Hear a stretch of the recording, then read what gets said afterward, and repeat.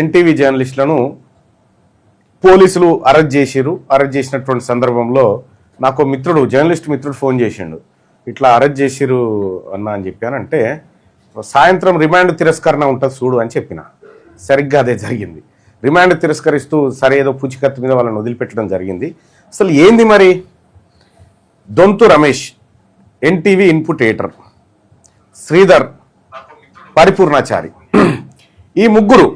ఈ ముగ్గురుతో ఐఏఎస్లకు కించపరిచిన వార్తకు ఎలాంటి సంబంధం లేదు, రవ్వంత సంబంధం కూడా లేదు. కానీ వీళ్ళని పట్టుకొని పోయారు. అసలు ఐఏఎస్లతోటి మంత్రులకు అక్రమ సంబంధాన్ని అంటగట్టినటువంటి వ్యవహారంలో ఆ వార్త చైర్మన్ డెస్క్ నుంచి వస్తుంది. ఆఫ్ ద రికార్డ్ అనేటువంటిది చైర్మన్, సిఇఓ వీళ్ళు ఇస్తారు. వాళ్ళను వదిలేసి ఇప్పుడు ఆడ శాస్త్రి ఉన్నాడు, శాస్త్రి గారు ఆయన ఎడిటరు, సిఇఓ రాజశేఖర్ గారు ఆయన వెలమ కొప్పుల, ఆ తర్వాత ఈయన నరేంద్ర చౌదరి గారు కమ్మ, వీళ్ళని ఇడిచిపెట్టి మా బీసీలను ఎస్సీలను అరెస్ట్ చేసి తీసుకొని పోయారు. సో ఆఖరికి కోర్టు వదిలేసింది అనుకో. కానీ నేను ఒకటి చెప్తా ఉన్నా, నరేంద్ర చౌదరి గారు ఆయన అడిగినట్టుగా ఆ వాటా ఏందో ఆమెకి ఇచ్చేసి సపరేక. రేవంత్ రెడ్డి గారు ఇటీవల ఆమె ఎవరి కోసమైతే అండగా నిలబడ్డాడో ఆమెకు ఆ వాటా ఇచ్చేయండి, సపరేక అయిపోతుంది కదా. ఎందుకు ఈ లొల్లి? ఇది వాటాల పంచాయతీ, వార్తల పంచాయతీ కాదు. పేరుకు ఐఏఎస్లు కలత చెంది ఇచ్చినట్టుగా వార్తలు వచ్చినప్పటికి కూడా సో దాని వెనకాల మతలాబు ఇదే కనిపిస్తూ ఉంది, అంతకంటే ఎక్కువేం లేదు. ఇటీవల కాలంలో తండ్రికి దూరమైనటువంటి మహిళకు ఆ వాటా ఏందో ఇచ్చేస్తే రేవంత్ రెడ్డి గారికి ఆనందం, మీకు ఆనందం, అందరికీ ఆనందం. ఎందుకు చెప్తా ఉన్నా ఈ మాట అంటే, అక్కడ జరుగుతున్నటువంటి వ్యవహారం ఇదే. ఇక టీఆర్ఎస్ పార్టీ వెంటనే ఓవర్గా రియాక్షన్ అయిపోయింది ఈ అంశంలో. ఎందుకు రియాక్షన్ అయింది? కేటీ రామారావు గారు, ఆ తర్వాత హరీష్ రావు గారు, ఆ తర్వాత పార్టీ నాయకత్వం అంతా ఎందుకు అయింది అని అంటే, ఈ కేసు ఏదైతే ఉందో ఈ కేసుకు అసలైన మూలకారకులు ఈ టీఆర్ఎస్ పార్టీ నాయకులే. వాళ్ళ సోషల్ మీడియా, వాళ్ళ యూట్యూబ్ ఛానల్ ఏవైతే ఉన్నాయో, వాళ్ళ పెట్ ఛానల్స్ ఉన్నాయి కదా, అందులోనే వీటిని విస్తృతంగా ప్రచారం చేసిరు. ఈ ఎఫ్ఐఆర్ కాపీలో వాళ్ళు కూడా ఉన్నారు. ఎక్కడ మూలాలు బయటపడతాయి అనేటువంటి ఉద్దేశంతో సో అట్లా ఎంటర్ అయిపోయినారు తప్ప వాళ్ళకేం ప్రేమ లేదు ఎన్టీవీ మీద. సో అది బీఆర్ఎస్ పార్టీ అసలు ఈ వార్త వెనకాల, ఈ మొత్తం వ్యవహారం వెనకాల ఉన్నది 100% బీఆర్ఎస్ పార్టీ ఉన్నది, వాళ్ళ సోషల్ మీడియా ఉన్నది. వీళ్ళంతా వాళ్ళే కదా, ఈ సిగ్నల్ టీవీ, బిగ్నల్ టీవీ, వీళ్ళంతా ఈ కేసులో ఉన్న వాళ్ళంతా వాళ్ళే. కేటీ రామారావు పెంపుడు ఛానల్లే అవన్నీ.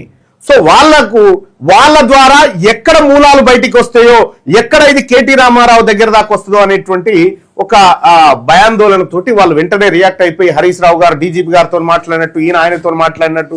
నో, వీళ్ళు చేసిందేంది 10 సంవత్సరాల పాటు అప్పుడు ఈ మెయిన్ స్ట్రీమ్ మీడియా జర్నలిస్టులు అంతా కుక్కిన పేరు లెక్క సప్పుడే కూర్చున్నారు కాబట్టి వాళ్ళ తెరువు ఎవడు పోలే. అలా నేనొక్కనే కదా పేపర్లు దండానికి గట్టి యుద్ధం చేసింది.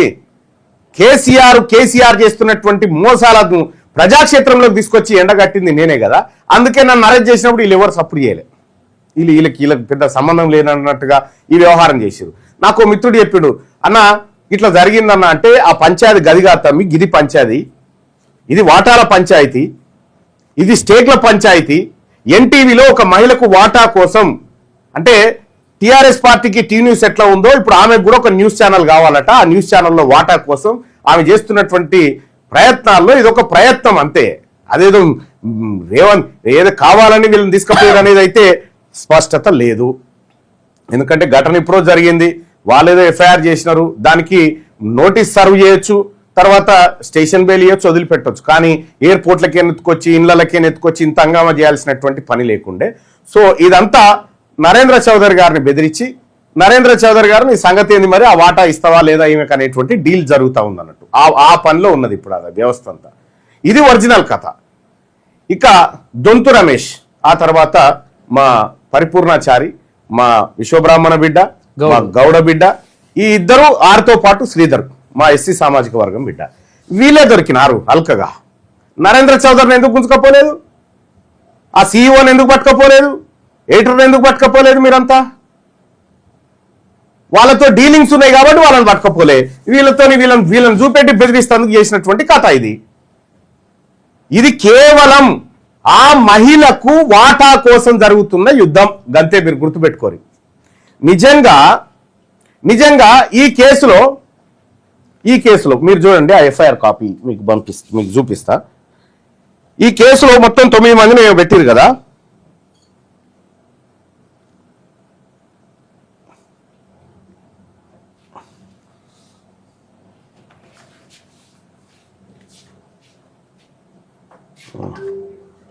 ఈ కేసులో 9 మంది ఉన్నారు కదా. ఇది దాని ఎఫ్ఐఆర్ కాపీ, ఆ కేసుకు సంబంధించినటువంటి ఎఫ్ఐఆర్ కాపీ. దీంట్లో జయేష్ రంజన్ గారు ఆయన కంప్లైంట్ ఇచ్చినారు. ఎప్పుడు 10 తారీఖు రోజు కంప్లైంట్ ఇచ్చినారు. ఈ ఘటన అయిపోయింది, అప్పటికి అయిపోయి సద్దుమణిగి ఎక్కడిదక్కడ అయిపోయింది. వెంకటరెడ్డి గారు ప్రెస్ మీట్ తర్వాత ఘటన ఇదంతా. దీంట్లో ఈ కేసులో ఎవరెవరు ఉన్నారు? MR media Telangana, prime 9 Telangana, PV news Telangana, signal TV Telugu, Volga Times, Mirror TV official అని రావాలి, టీవై అని పడ్డది, ఇక టీ న్యూస్. మరి ఇంతమంది ఉన్నారు కదా, ఇగో ఈ 9 మంది ఉన్నారు కదా. ఓన్లీ మరి వీళ్ళనే ఎందుకు పట్టుకున్నారు అన్నట్టు, ఎన్టీవీ వాళ్ళని ఎందుకు? ఇగో the action of NTV is management, editors, reporters and anchors and the associate social media handlers అని చెప్పి పెట్టిరు.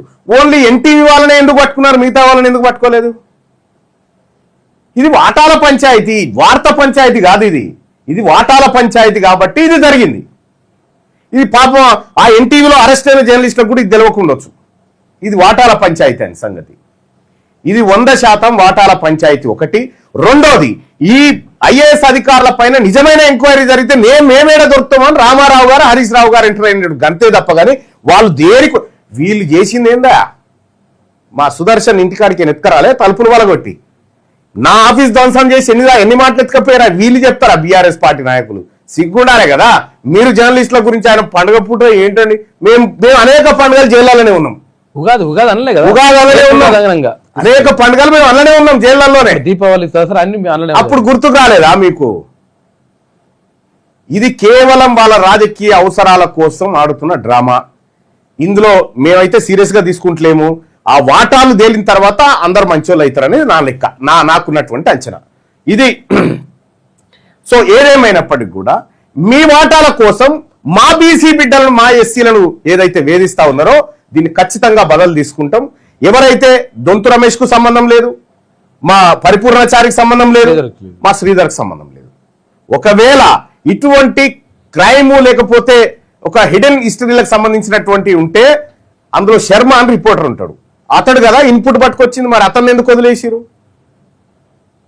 ఆయన పేరేం శర్మను, అరవింద్ శర్మ వాళ్ళు కదా తెచ్చింది. మరి వాళ్ళని ఎందుకు వదిలేసిరు? వీళ్ళని ఎందుకు పట్టుకున్నారు? వీళ్ళ అమాయకులు, వీళ్ళ తరపున ఎవడు మాట్లాడు ఎవడు ఉండడని అనుకుంటారు. శాస్త్రి గారు బరాబర్ వాళ్ళ కోసమే చేసినట్టే మేము వేరే చేస్తుంటే, ఇది వాటాల పంచాయతీ కాబట్టి ఊకుంటా ఉన్నాం.